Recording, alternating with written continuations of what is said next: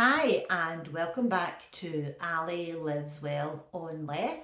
I'm Ali and this channel is all about living well on a small amount of money.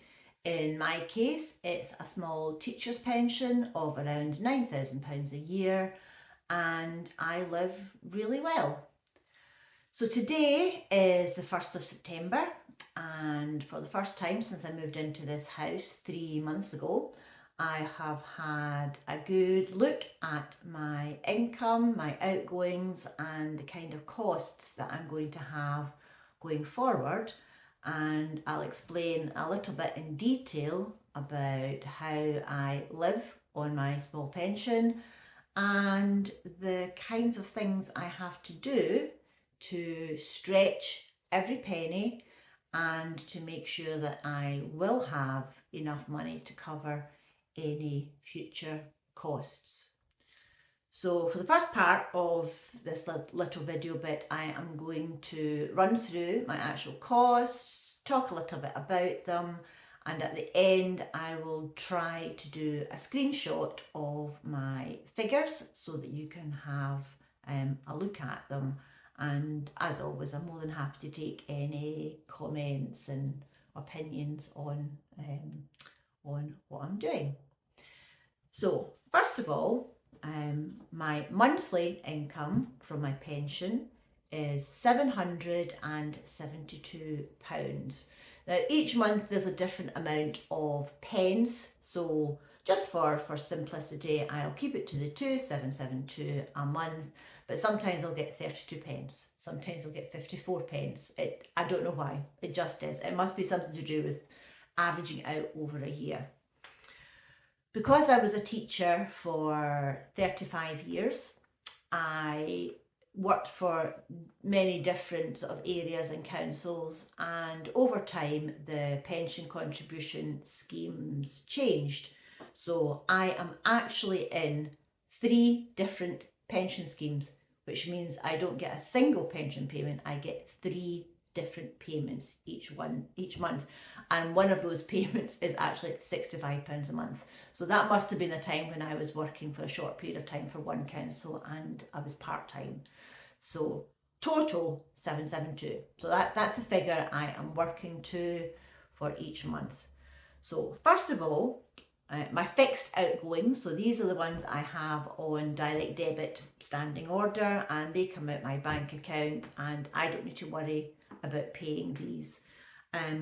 I have worked quite hard to find the best prices, the best costs of things, but there's always room for improvement, and I always do my research at the time of renewal.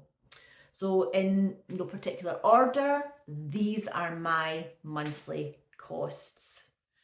So my internet and phone contract are combined. I use Vodafone. I have super high speed internet and that costs me £49.91 a month, and that's for my phone contract as well. My actual phone, the actual handset itself, is £9 a month. I have just switched over to paying my car tax, my DVLA payment. Each month is £15.75. I also pay my TV licence monthly, £15, although I don't have a TV.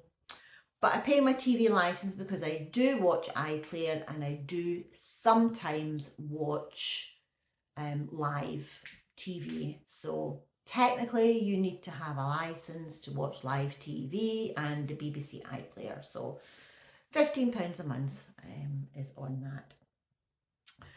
My gas and electricity, I'm currently paying £120.13. I have no idea yet whether that is good, bad or spot on.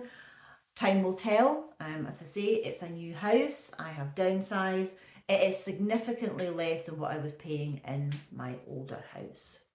So council tax, again, £109 I pay, and again I think my last house was £246 a month, so again a considerable saving from downsizing. And as I've mentioned before, or maybe I haven't mentioned here, in Scotland you pay for your water within your council tax. You have no option to opt out or get a water meter. So I pay for my water rates and sewage system all in one council tax payment. And it doesn't matter how much water you use, although obviously I'm careful and sensible and don't overuse it, although frankly there is not a shortage of water in Scotland, especially this last month. So another fixed cost is for Luna. I have the pet plan with my vet to pay for the worming treatment and flea treatment, and that's £16 a month. I have a life insurance policy which will go to my children obviously when I'm no longer here, and that costs me £23.21 a month. And I have Amazon Prime. I know they are the devil incarnate, but I do sometimes watch movies and shows on Amazon Prime, and obviously you get free delivery on your purchases. And I'm a lazy shopper, and it is so convenient just to order what I need on Amazon. So adding all that up, my fixed outgoings are £366.99. So if I take that away from my 772, that leaves me with £405.01 left for the rest of the month to cover everything.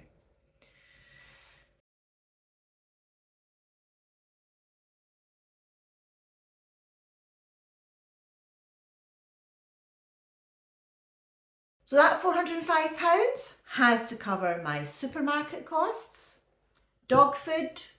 Luna also has a monthly probiotic, and I have a car which is now paid off. I just paid it off last month in August. It's a hybrid, so it runs partly on petrol and partly electric. So I fill it up roughly every 3 months. So I average about £20 a month in petrol.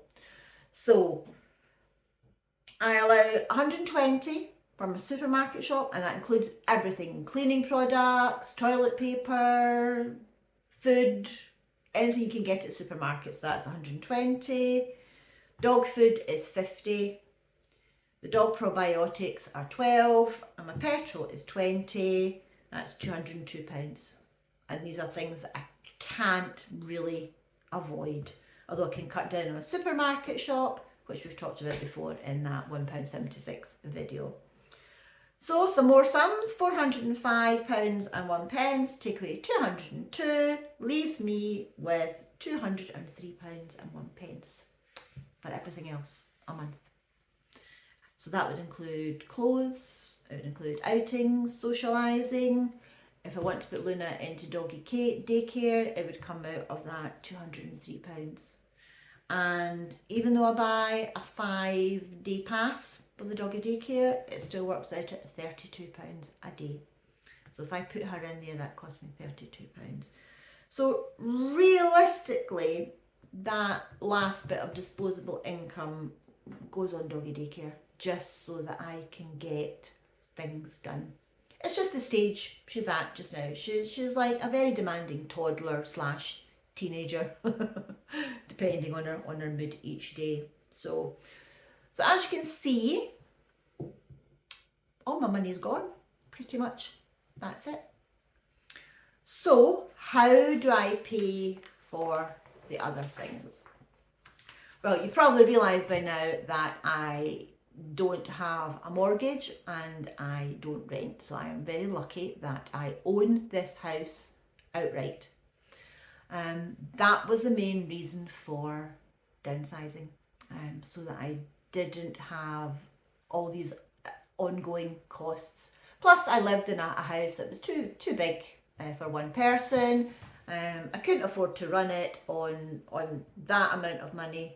I could when I was working full time, but when I chose to retire, I knew that I wouldn't be able to afford to run the house. So other costs come out of savings, and as you can see, there's very little spare money for savings. So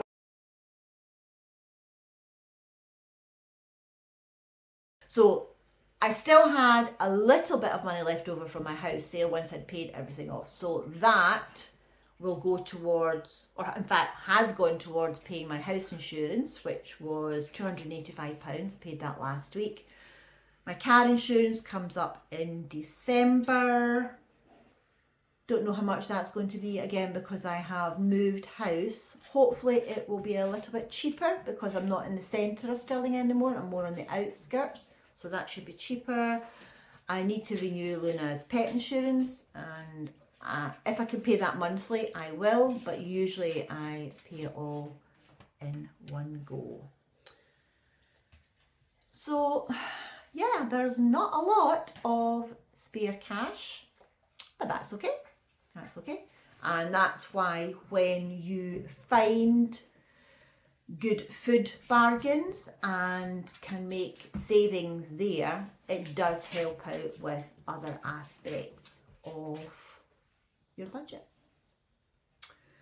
So not a terribly exciting money chat on Money Monday, but just to clarify and just to be transparent, I am living on a small income, and I just want to show that it is possible. You don't have to give things up, but you do have to think very carefully about where and how you spend your hard-earned cash. So Miss Luna has obviously decided that I have been talking long enough. Yep, thank you. So I will go and give her some love and attention. Obviously I'll leave a cute picture of her at the end, and I'll leave a detailed, I'll leave my notepad to show you my workings. Hope that made sense. Please feel free to ask me anything about it. I'm not trying to hide anything here. This is how I live, and I live really well, and I am happy with my life. I like my life. I like what I'm doing. Okay, my favourite bit now.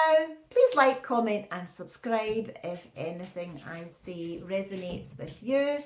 This wee channel is really growing super fast, so I am really excited to see how it goes forward. So take care, and I will see you again on Foodie Friday for some more food and shopping budgeting tips.